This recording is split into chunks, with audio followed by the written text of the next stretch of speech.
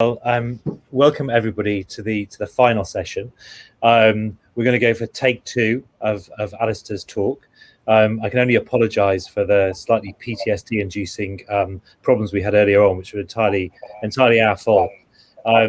Alastair is with us, so he's on the line. But what we've done now is we've actually just recorded Alastair's talk. So we're going to play the talk, so hopefully there'll be no issues with it. I am going to reintroduce Alastair in case people missed that before. But it is really a great pleasure to introduce Alastair to give the plenary talk. I think most of us know Alastair well. He's one of the country's most illustrious academic neurologists. He's worked in multiple sclerosis for many years, done seminal work on the genetics of multiple sclerosis and immunotherapy, founded the Cambridge University Academic Department, and has served for 35 years in all the positions within Brain. So he's been the editor, the secretary and treasurer, and also the chair of the board of management. And Alastair retired from the Guarantors of Brain last year, commenting that it was time to hang up his two-point discriminator. And there's nobody who's more of an authority on brain, but also on neurology in the UK than Alastair. And he's going to give us has given us his reflections that we're going to play now. And Alastair will be around, perhaps to comment as we go on the chat, or to answer any burning questions, either at the end or via email. He's asked me to say that he's very, very happy to take any questions or enter into any discussions you'd like to bring up. It's a great pleasure for me to participate in this first Brain conference, which is held just before the 153rd birthday of the journal. Over that period of time, Brain has been both a repository of knowledge for storing information about clinical neurosciences, but also has become business with charitable activity. And we can trace three aspects to it. An initial phase of 29 years, which the journal was founded and found itself from financial difficulty. A period of 68 years in which it sought to be more than just a quarterly journal and diversified activities. And a period of 46 years up to the present, in which it has grown substantially in wealth and has recycled investments in training. Now, the story of Brain, and actually really the story of British neurology, begins in the West Riding of Yorkshire in Wakefield, in the West Riding Lunatic Asylum, because it was there that the director of the West Riding Lunatic Asylum, Sir James Crichton Browne, founded a journal, the West Riding Lunatic Asylum Medical Reports, in which the activities that went on in that institution were faithfully recorded. This is a rare and now rather valuable publication. And it's important because Crichton Browne invited two people of significance who, the first was John James Jackson, who was a Yorkshireman, and so was happy to go back home, where he saw cases in the asylum. And the other was David Ferrier, who used the laboratory facilities of the asylum to carry out his work. But when Crichton Browne was appointed Her Majesty's Inspector in Lunacy by Queen Victoria and left Wakefield for London, his successor was not willing to carry on with the publication. And this is what led directly to the foundation of Brain as an alternative. And Ferrier and Jackson were two of the founding editors. So the first issue of Brain then appeared in April 1878, and it's significant, and here are the contents of that first issue. The first paper was on the pupil by Jonathan Hutchinson. There was a paper by Sir William Gowers on some symptoms of organic brain disease, and there was a paper to which I'll return in a minute on the comparative structure of the cortex, written by Bevan Lewis, who was the pathologist to the West Riding Lunatic Asylum. Now, in the early years, the journal was really a fiefdom for John Hughes Jackson. And a large number of his publications, especially on aphasia and other aspects of cerebral function, were published in Brain.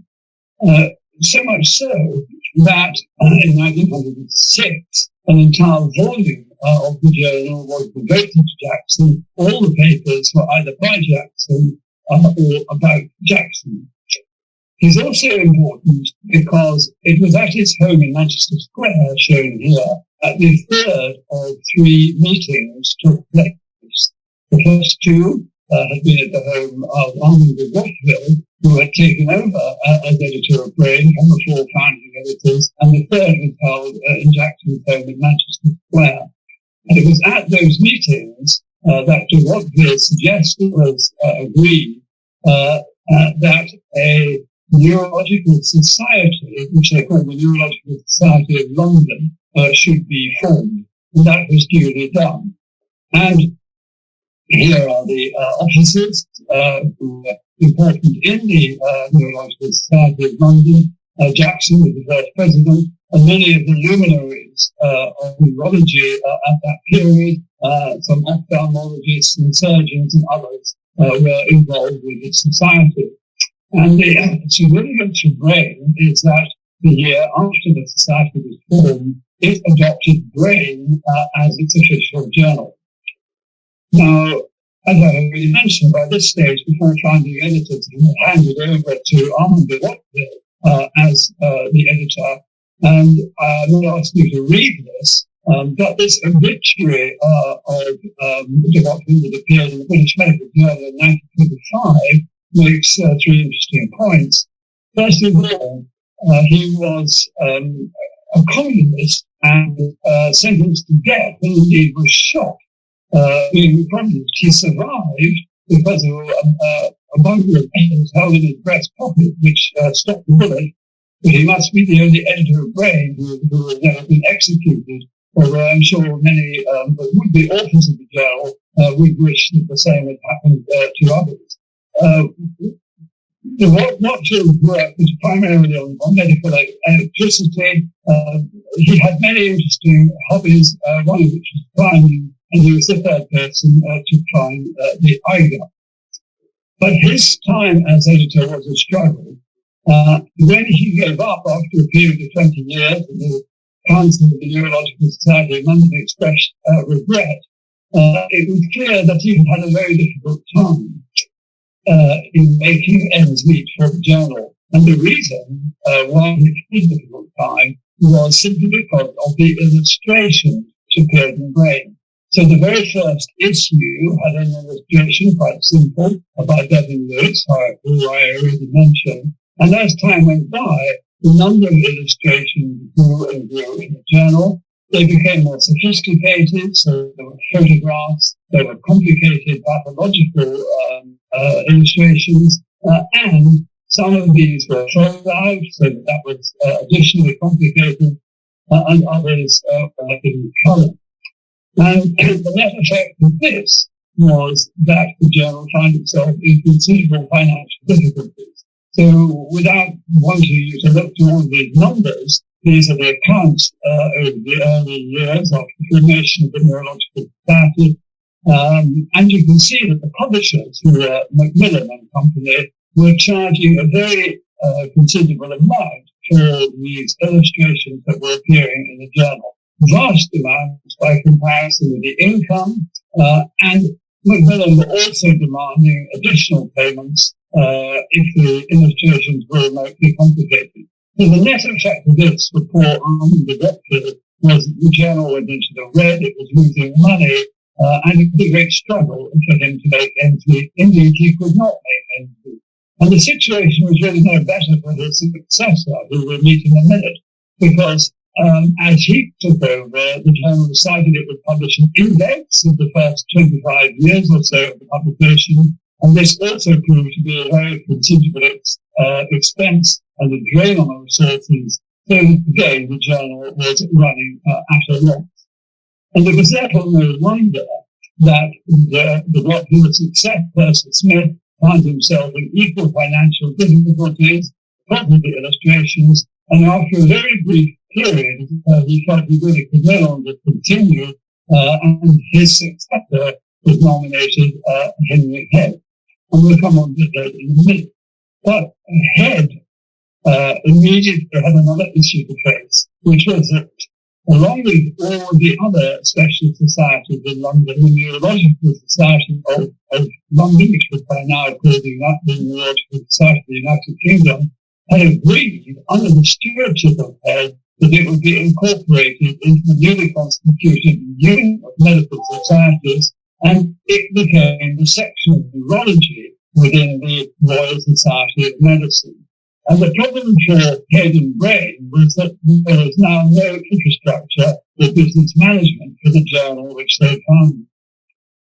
So Brain had an office, and here it is, and it is simply a suitcase which the present treasurer, Dick Sharp and others may be familiar with, in which the entire paperwork of the journal, including the logbooks, was present. The first meeting that was held in 1907 set up the structure of the journal, whereby there would be trustees, there would be a council, there would be a committee of management, which was to act on behalf of the guarantors of Brain. And here are the original guarantors. And why were they called guarantors? And they were called guarantors because each of them had to sign a pledge that he, and there were no she's, he would undertake to copy 2 years every 5 years to keep the journal afloat if it ran into financial difficulties. In fact, it didn't run into financial difficulties, and to be a guarantor of Brain really soon became a badge of honor, so that the most illustrious people then and now in neuroscience, clinical neuroscience in the United Kingdom were elected as guarantors. And we can run through some of the names that one would recognize, and as the years went by, the number of guarantors increased, and people of distinction, of the Asian, of Laurie, many others whose names are really famous in the history of neurology, served as guarantors of Brain.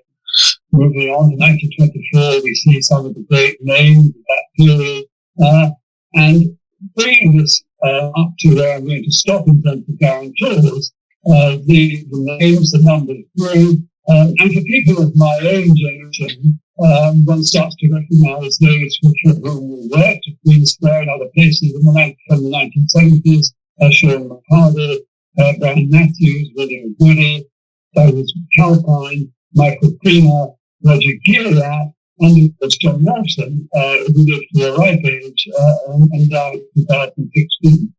So these were individuals who really did very little, but they were honored by being guarantors of Brain. Now, it's interesting that there were 2 people who were never guarantors of Brain, and one might wonder why.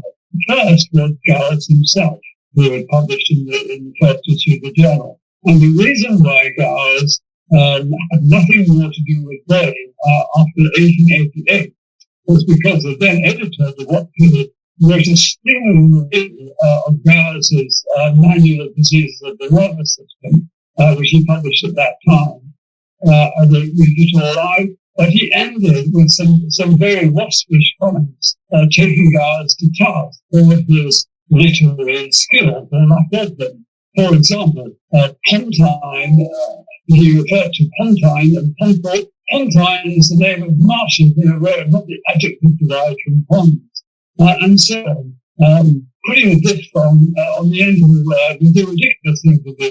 It was a very wounding review, and Gowers never forgave him, and Gowers never forgave Brain, and wanted nothing more to do with the journal. So he was never a guarantor. And the other person who was never a guarantor was Kinnear Wilson, shown here.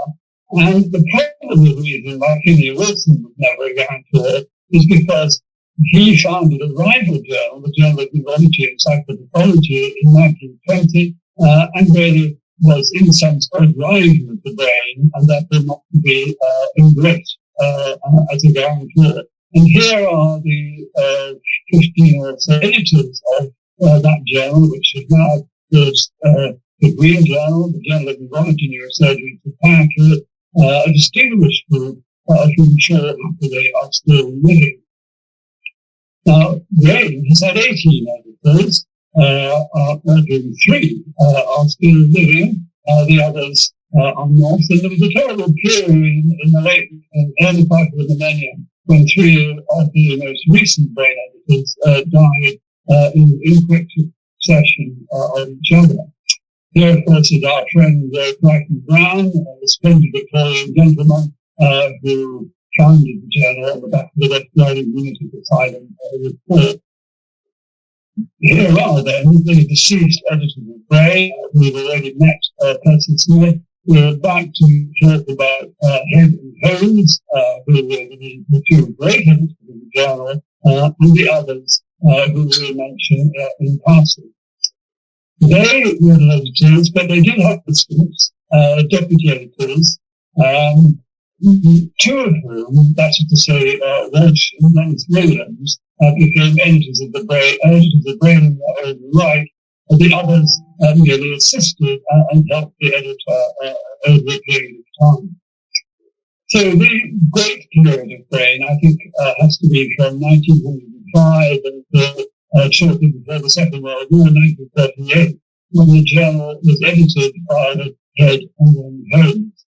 So Head was a brilliant man. He was eccentric. Some of his ideas had not stood the test of time. He was well liked, and he had some other personal traits. He had a rather high sing-songy voice, and this tune, which is a unique copy, depicts a lot of his work was on sensation, and of course he carried out the classic experiment of having his own radio nerve transected with suture, and then he and Rivers, shown here, mapped the recovery of sensation in his hand. He edited the journal over quite a long period, but in 1921 he sent in a letter of resignation to Julian Turner, saying that he'd done it for a long time, and he thought it was now time for someone else who was age 61. In fact, the reason that he gave up was that he developed Parkinson's disease, and he suffered Parkinson's disease without any treatment until the 1930s when he died.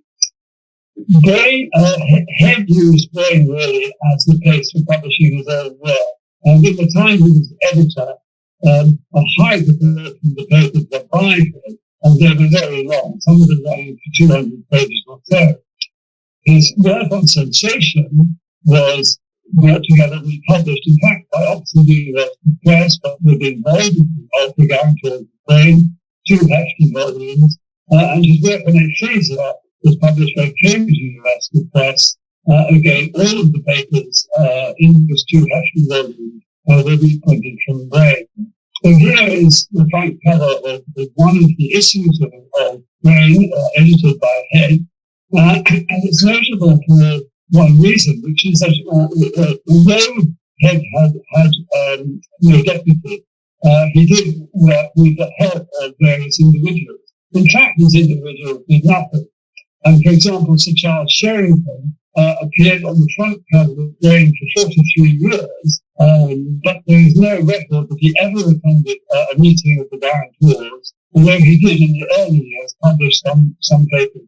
So to be on the front cover of Brain was another distinction, equivalent, in fact more so, than being a guarantor of Brain.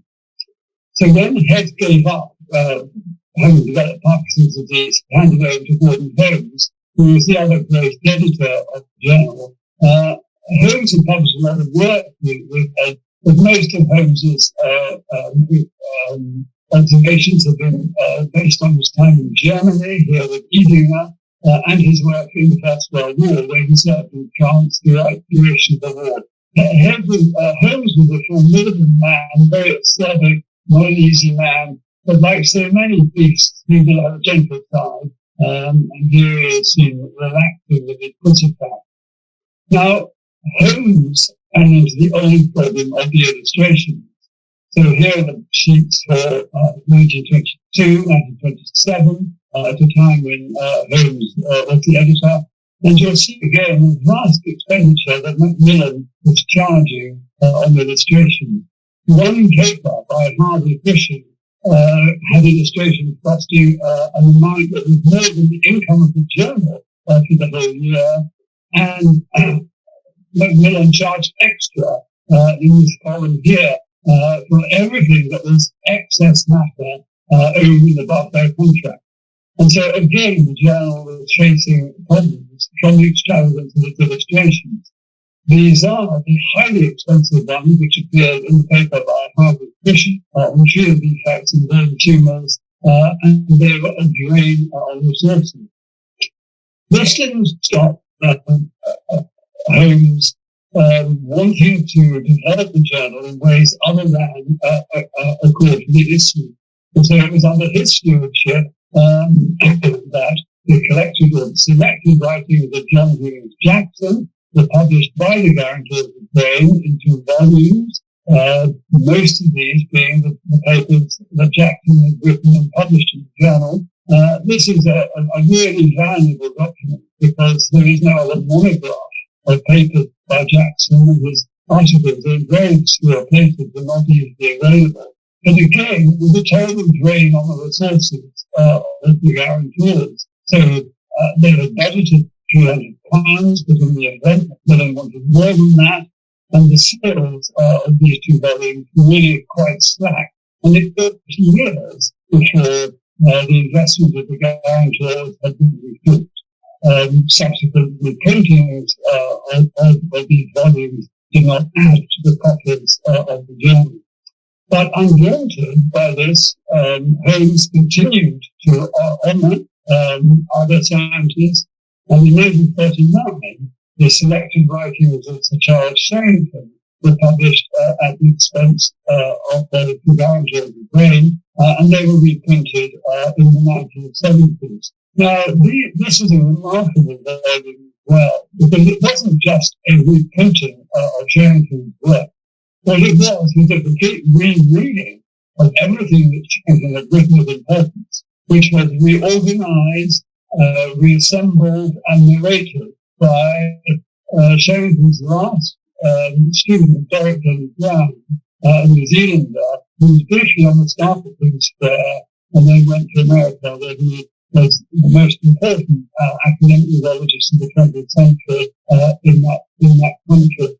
So Sherrington was honoured, and before Sherrington was very grateful, he wrote to Holmes, the editor, and said how thrilled he was with the production of the book, but he was worried that it had really been a terrible job for Billy Brown, and a light task, because, as you know, time sequences among the work are not always logical. And Sherrington is a very obscure writer, and Denny Brown really did an astonishing job in making his work accessible to a wide audience.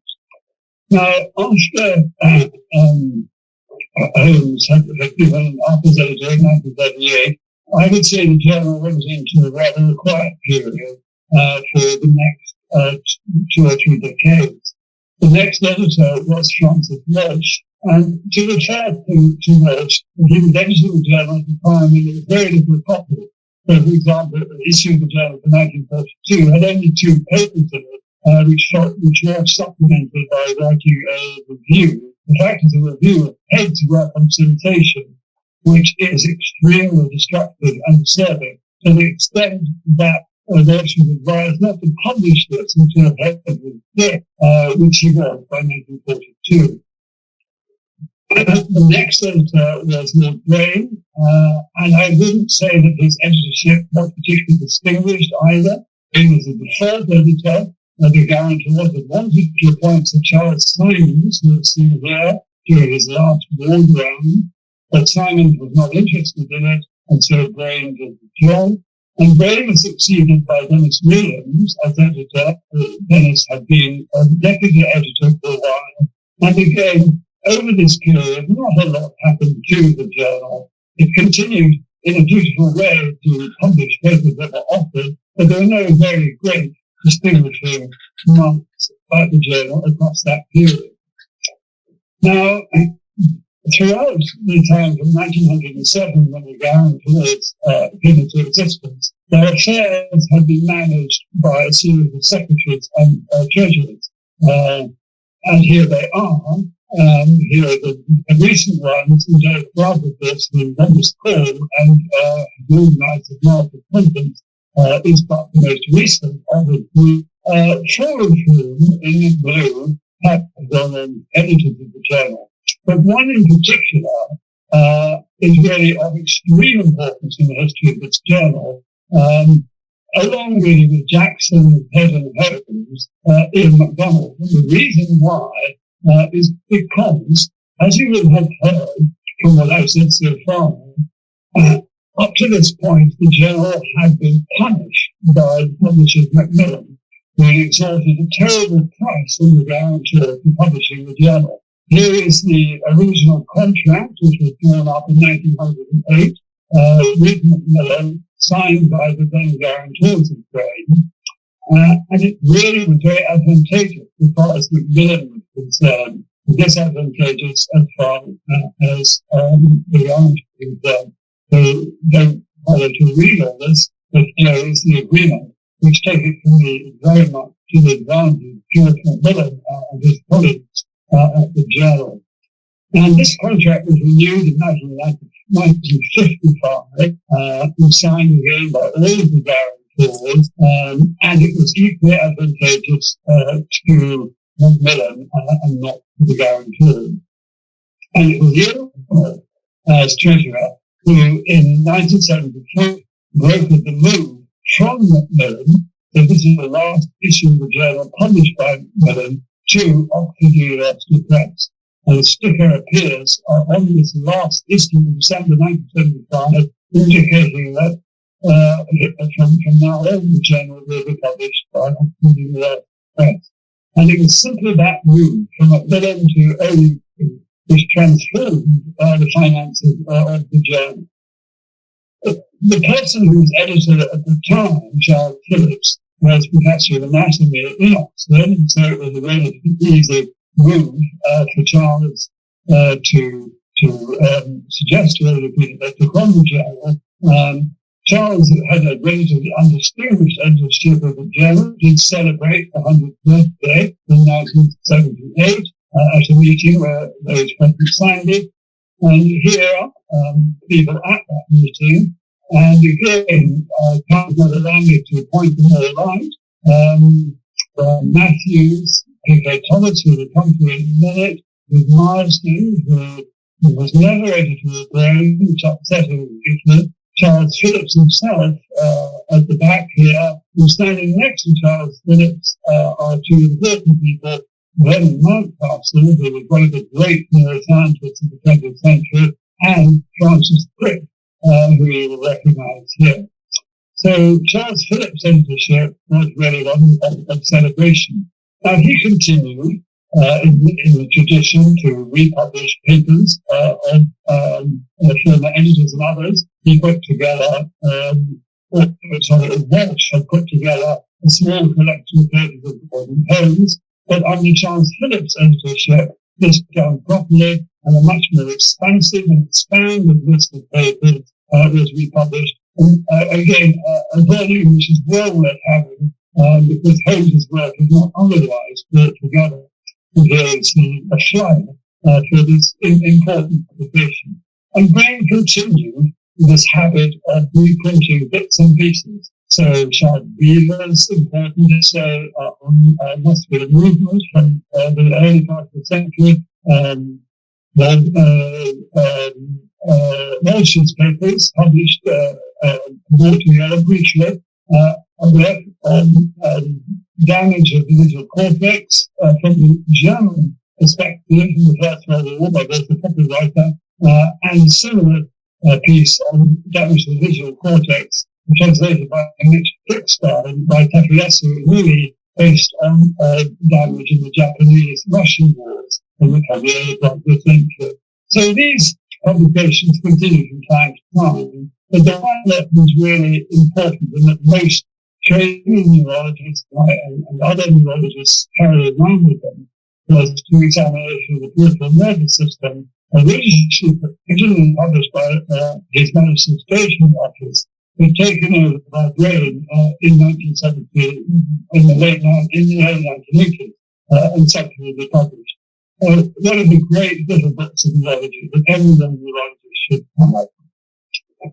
But these were, in a sense, small items with respect to the wealth which brains accumulate. The person who really benefited from this brain life was the then editor, Peter Thomas, PK, as he was known by his friend.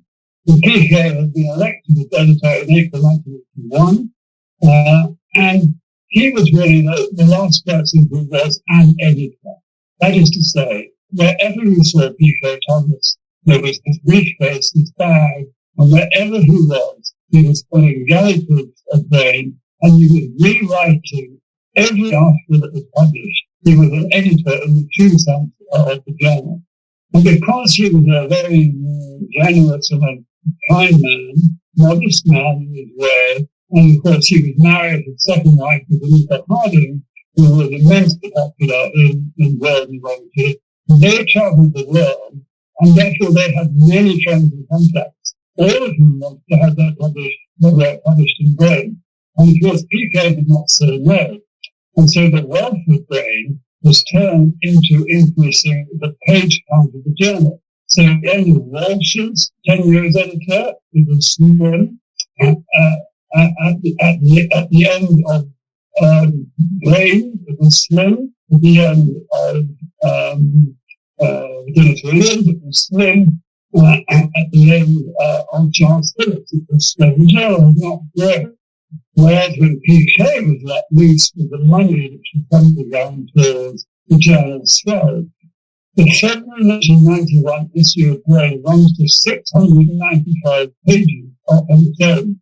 And so the vast amount of extra printed pages that OUP were providing mopped up a lot of the resources of the journal.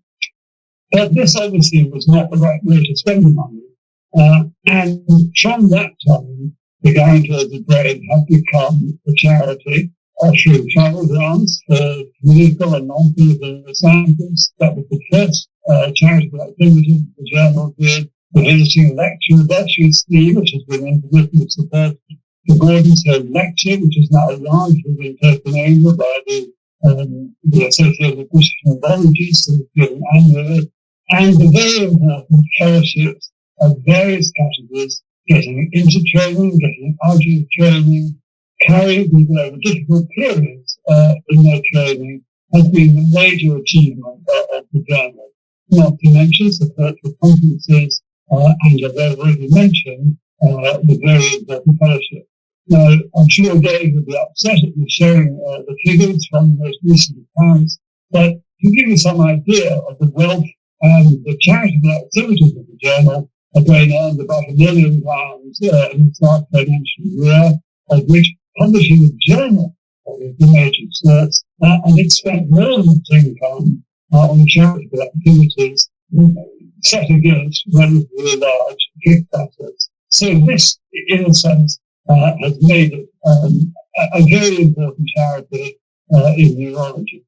And it was therefore right and proper that the person who enabled this, Ian MacDonald, should be the editor of 1991. And here are the images of Ian, him with the child Simon. Now, Ian's contribution to the journal, apart from the things I've mentioned, was to change it from a quarto, which has been since 1878, into a folio format, 2 columns, and with illustrations on them. And that is the format which is continued monthly journal. So quarterly and quarter format to monthly folio, double column, pictures on the front. And here's the most recent issue showing the change from what I might call the Cambridge light blue to the Oxford dark blue with the editor who has recently been appointed. Now, when Ian, the editor, he was replaced by John Wilson Davis, and that was very significant in the history of this journal, simply because he put it on. It was he really who could see that print has had a day as far as journals were concerned, and that this is an online journal. And the website changes, it gets better, it moves around. But from the time that John took over in 1997, you have been able to access all of the journal online, including commentaries, summaries, and various other aspects of the particular months.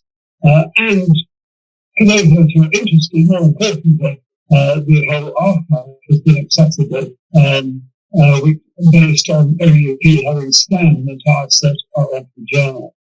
So this was John's big contribution. There were two casualties of the editorship. One was that the index disappeared. There was no longer any need for an index. There hadn't been one since 1925. And if you wanted to search back copies of Brain at that time, if you were a reader, it was really quite frustrating. An index was needed, but it never happened. And it wasn't necessary once the journal was online. And the other casualty was that offprints disappeared more or less. There may still be a few, but by and large, there was no longer any need for offprints because PDFs could be downloaded. Now, when I took over as editor in 2004, I had a marvelous team, and this is an opportunity, in a sense, for me to mention a group of people who've been crucial to the journal. They are not often remembered, and that is the office staff. So from the time of your Brain, Elizabeth McDougall had been the assistant who had done all the work. She was replaced by Carol Lodridge and Ruth Mozart-Farm in Ian McDonald's time. And I worked with Eleanor Riches, Joanne Bell, and Marie North, and they are still with the journal, together with Louisa Lyon. And they really have been the stalwarts who have kept this whole show on the road. During the time that I was editor, we looked backwards. It could be seen as a type of retrospective period. We spent a lot of time with the covers. We wanted these to tell a story, and they do all tell a story. These are ones I like. This one in particular, Lord Adrian, who, when he wrote the first paper on the EEG, which was Berger, he discovered, made the point that the EEG of Lord Adrian was in fact indistinguishable from the EEG of a water beaker, and so on. We also introduced editorials, which again were rather backward-looking, and in the end this became a visual excuse for me to rehearse my interest in the history of neurology. We introduced a column from the archives in which great papers that were relevant to the current issue were rewritten and re-rehearsed. And again, that could be seen as an indulgence on my part, but 150 odd papers were, in a sense, made available to people who may not have heard to read them. And I was particularly keen, too, that in the book essay, we extended the range of the journal to people who were outside mainstream neuroscience. So here, for example, is a book essay in which 3 books on mathematics in the brain were reviewed by a man who had been a Fields medalist in his day, which is the Nobel Prize in Mathematics, and was the former president of the Royal Society. And so Michael Atiyah wrote really on mathematics as an art and the poetry of mathematics. So all of this was designed to make Brain not just a repository of knowledge, but also to set it in its historical and cultural context, and to increase the readership. And we did increase the readership, so we had young readers, we had old readers. Here sitting on her desk is Brenda Milner, who is now aged 102, and is of course the person who put out an understanding of the kind of loss by temporal loss of memory with HH. And here is an individual who carried a copy of Brain. This is the copy of Brain. Ian McDonald described his stroke, Ian's stroke, in which he developed transient-ish amnesia, and the 3 individuals on the front cover are the 3 people whose music he was unable to read, so he was an accomplished pianist. Bach, who is called Debussy Stravinsky. And the person who is holding this and is interested is the pianist, the composer, and the conductor on the program. So, in one sense, we did achieve what we were after in broadening the readership of the journal. But corrective measures were needed, and it was therefore important to the journal that in 2014, the very distinguished neuroscientist, fellow of the Royal Society, Dmitry Kuhlman, took over the journal. This is first issue, here is the last issue, and Dmitry really supervised the very impact factor of the journal. He inherited one which just reached, and he's maintained this very impressive impact factor down the years. I mean, Dmitry had to turn down a lot of papers at the annual acceptance rates across the regime. I think Dimitri's management of the journal was important because it introduced a lot of additional scientific material in the preliminaries, and he also maintained some of the back issue aspects which gave it a slightly different flavour. But it was the bedrock of the journal were the original articles that he was offering with a very low submission rate. And it was because of that very low submission rate and the distress that this was causing authors that after some years of discussion in which the arguments had been advanced for in the game, it was decided that another journal should be done communications in the style that always accepted publishing houses, Nature, and the Atlantic, and so on, until Brain Communications came into existence in 2019 under the excellent editorship of Tyrus Jones, and it has exceeded its expectations and done very well as an online journal at that time. And so to complete the story then, we come to January 2021, when the editorship changed again, with Masood Hussain from Oxford taking over. Masood has, as I mentioned already, being from Oxford, made the cover slightly darker blue, and no doubt it was written darker as the years go by. And he has gone back from the style, but it's a very admirable one, of having co-deputy editors, Giovanni Marici, and Anna Shilabi from June. And this team, we can be confident that Brain is now in very excellent hands. And in his editorial in January, Matthew makes the point that there is a history, looking back on what's appeared in the pages since 1878. The journal has published some of the most influential and important papers in the field, but we will be moving forward, and it remains our intention to demonstrate the expression of excellence. And the journal will not be in safer hands in that. And so that, in a sense, brings us up to the present and celebrating the 139 years of the journal, knowing that it has probably another 149 or more years to go, and to wish the new editorial team good luck. And so with that, thank you for listening to this account of the history, and wish you goodbye.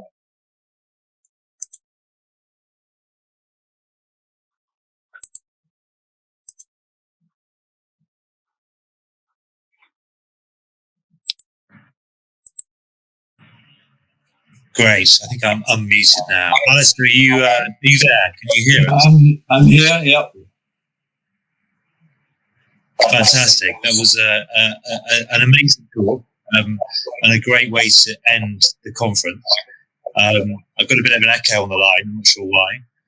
But do you have any reflections, having sat through your own lecture? It was a tour de force, really, of a history of British neurology, as you said, really, and really enjoyable. But any reflections? Well, it is pretty kind of uncomfortable watching yourself give a talk, but I've suffered it. There was a lot of echo for me. I hope people could hear. If they couldn't, well, I'm sorry. We were under slightly difficult circumstances. Brain has been a wonderful institution. I think that it has patrolled the development of neurology as we know it. And if you have a weakness for history, as I do, then I think when you just kind of go through the people who've been associated with it, the pride that they have taken in being something to do with brain has been wonderful. And for me, I mean, I've had a good life. I've had some professional successes, but it is absolutely true to say that the being associated with brain from 95 until last Christmas has been the most pleasurable and rewarding aspect of my career. And it is not sophistry when say, what a kind of central plank it's been in British neurology, and everyone who has cared about British neurology has been through the journal and been associated with it. And I've been very lucky to be one little cog in that wheel. So there we are. Yeah, I mean, certainly from my perspective, sort of growing up in neurology, I always looked up to brain as being the pinnacle of British neurology, really. And it's a privilege, personally, to be involved in it now. And I hope that we can kind of carry on the sterling work that you've done over the years, really. And maybe we do need to get the book together, The History of Brain Annals, I think, as we were talking about before. Because when we recorded this afternoon, and I'm sorry that was the mess up at lunchtime, which I think possibly wasn't my fault, but whoever, anyway. I think it was we recorded it, and it was your fault, yeah. Then Dave and I had a conversation. I had told him that I'm quite busy at the moment because I'm finishing off the proofs of a book that I've written, and they thought it must be a history of brain. It isn't. It's another book on Thomas Willis. And so we had a little conversation about whether or not a history of brain might be written. Now, actually, down the years, this had been suggested. So David Ferrier was going to write a history, but he never got round to it. Holmes was going to write a history, but he never got round to it. I could get round to it, and I would be very motivated so to do. There were a little bit of other things to be done, just for the next little while. But if there was interest, I would be pleased to do it. And we do have a reasonable archive, and I strongly suspect that the Royal Society of Medicine, which took over the Neurological Society of London and the United Kingdom, would have inherited quite an archive. So all of the material that I presented to you about the Neurological Society of London is taken from the journal. So at the back of all of the annual issues in the 1890s and so on, there's a summary of the activities of the Neurological Society. And that's where I got my information from. A few years ago, I bought a complete set of Brain. So I do have a complete set from the word go, and all of the images that you've seen come from my set. And my set is, as it turns out, almost unique because it has got bound into the back of the early volumes, the wrappers. And there is an editor's set which circulates between the editors, which in fact is made up of a reprinting of the journal from the 1920s and then standard copies. But my set is very important because it's got all of the original wrappers bound in so that one can see exactly who was involved and what was happening, which is not otherwise possible. So, yes, I ought to write a history, and if I'm spared, as they say, it's quite high on my list of things to do.